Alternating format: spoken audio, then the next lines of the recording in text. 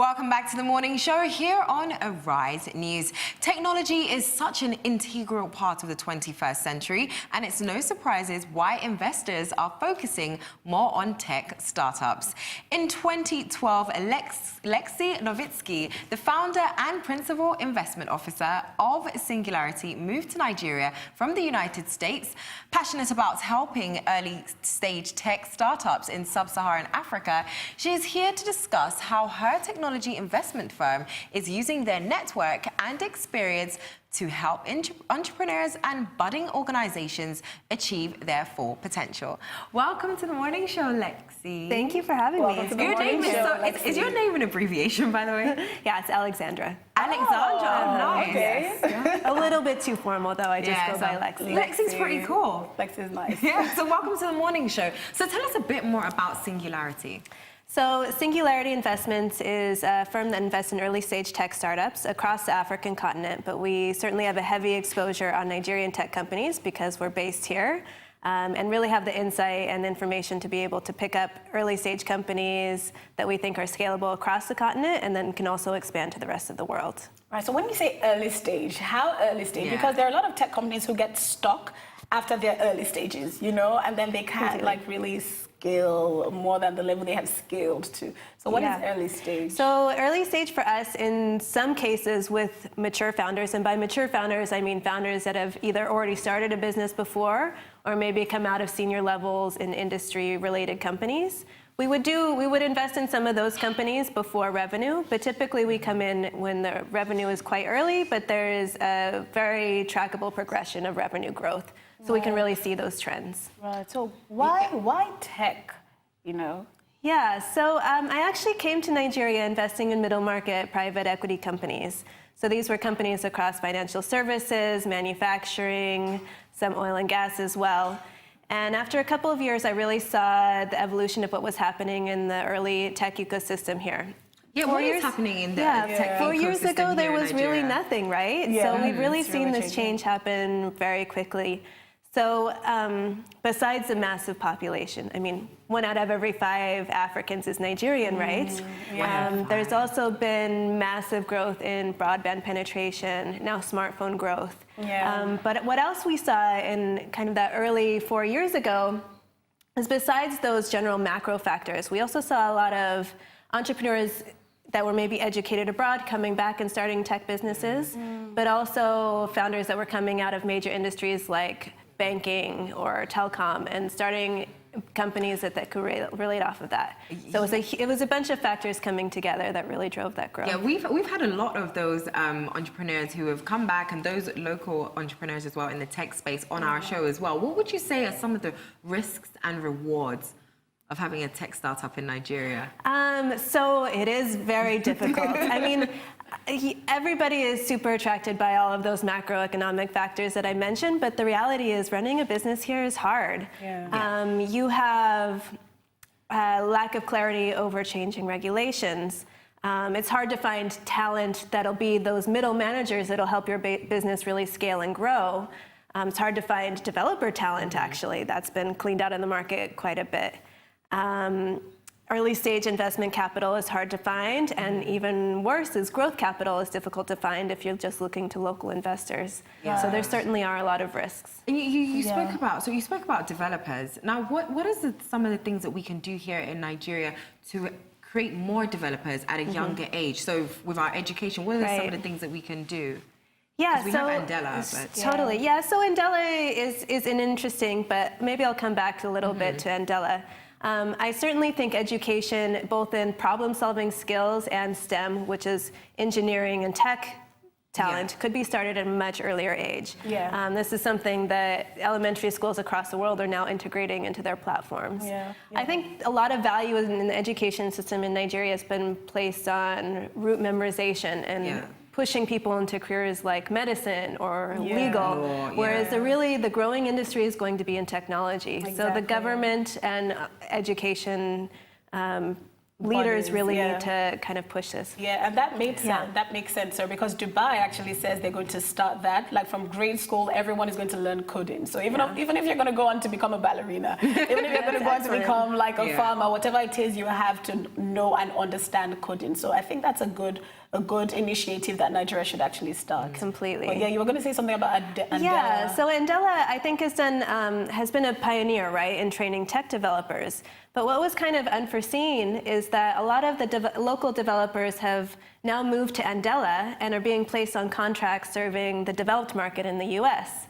So what that's meant for local companies is a lot of the tech talent here is becoming much more in demand and much more expensive. So a lot of our companies, unfortunately, are even going to Eastern Europe to seek out developer talent because it's cheaper there. Oh, wow.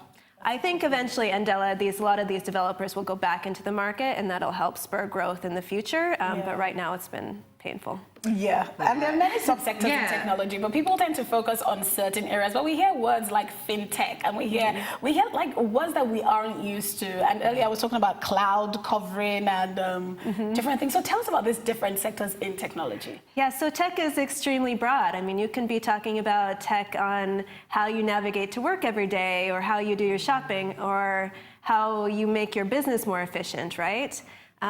For us, we're focused on what we call the soft infrastructure side of investing in technology. So the basic building blocks that'll make up the digital marketplace. So, for example, we're not focused on e-commerce, but we're focused on those pieces that we think would make a functioning e-commerce platform. So a lot of those might be enterprise software as a service that helps inventory management or supply chain management. It might be payments platforms, and we've actually done a couple of investments in payment platforms. Right.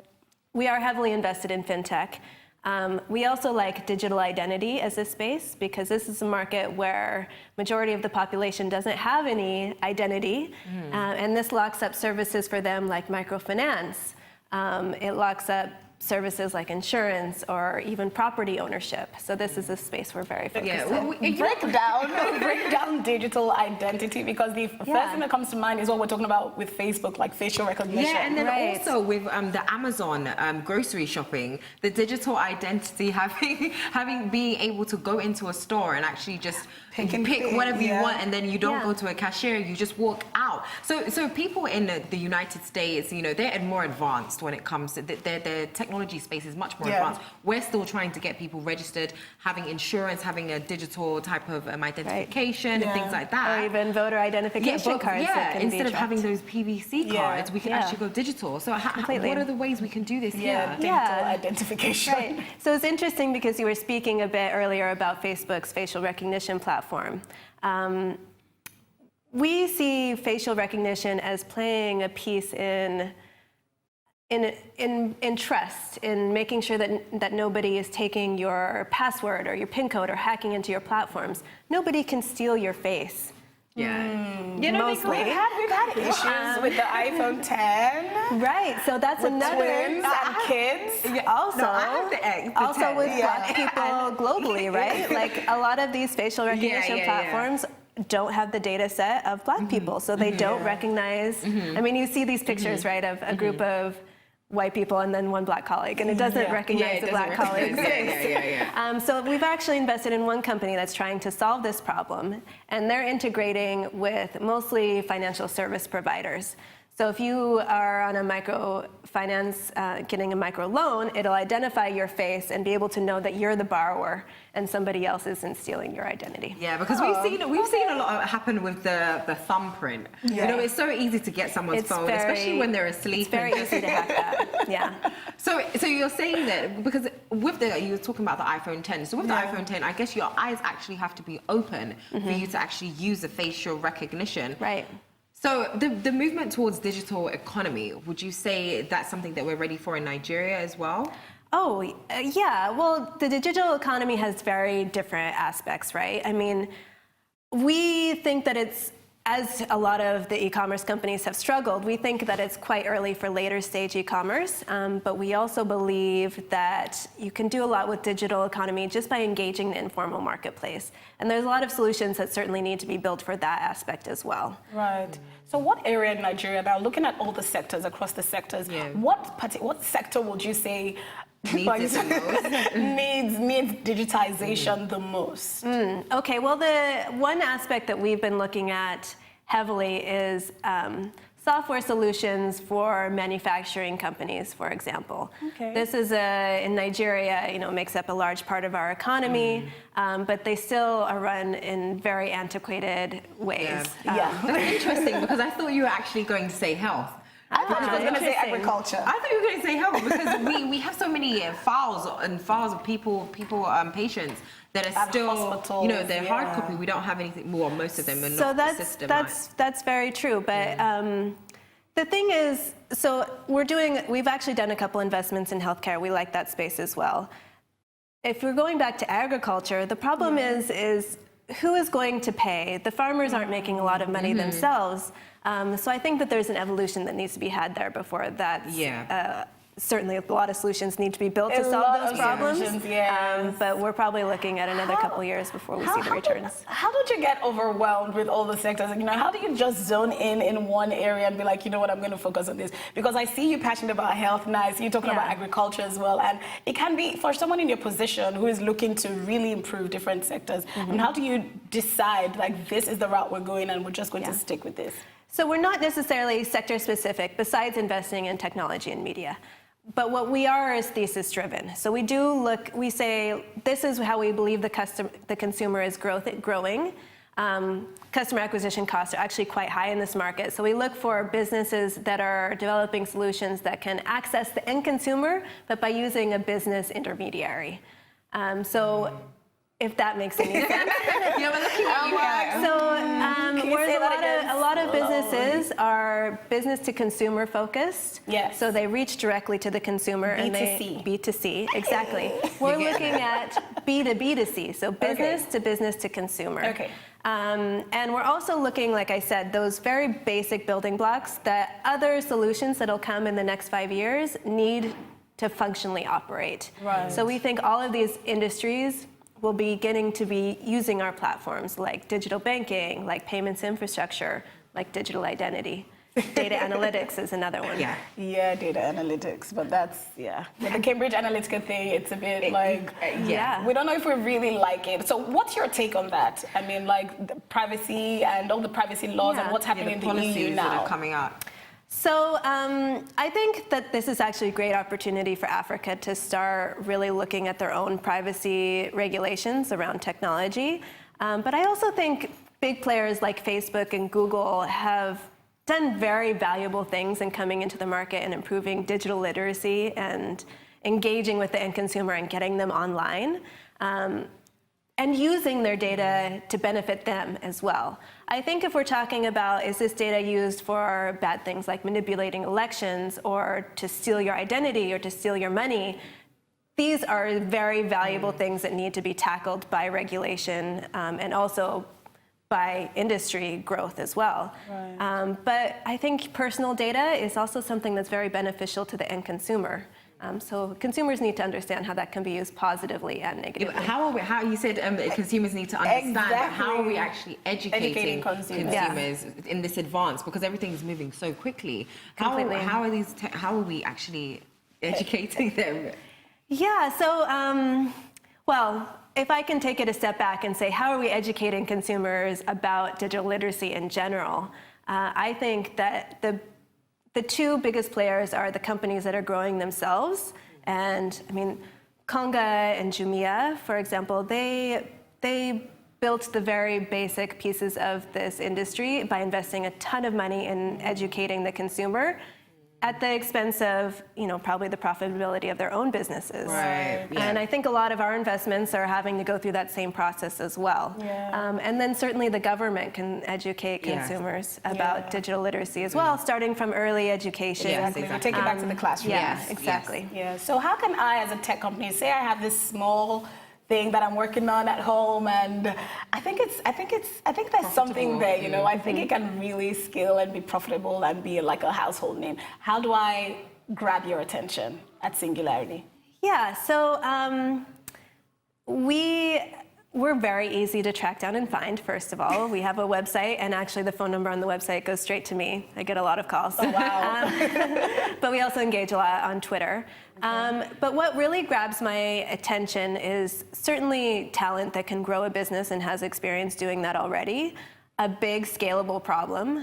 So we don't, for example, look at smaller plays that we think would only be applicable in Lagos. We want something that can be applicable for all of Nigeria, expand to the rest of Africa, and hopefully expand across borders and be relevant technologies that can actually change the digital landscape. Right.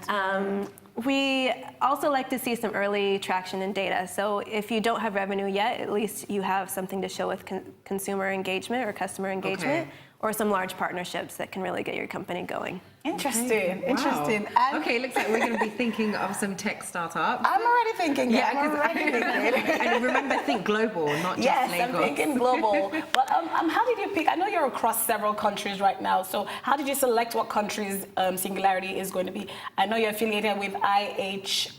Yes, so most of our capital comes, we're not actually affiliated with IHS, but most of our capital comes from the founder of IHS Towers. Oh, okay. So how did you pick the countries? Because now you're in Lagos. Yes, we're in Lagos because we think that this is the largest market in Africa for digital penetration, and also has a lot of problems that need to be solved.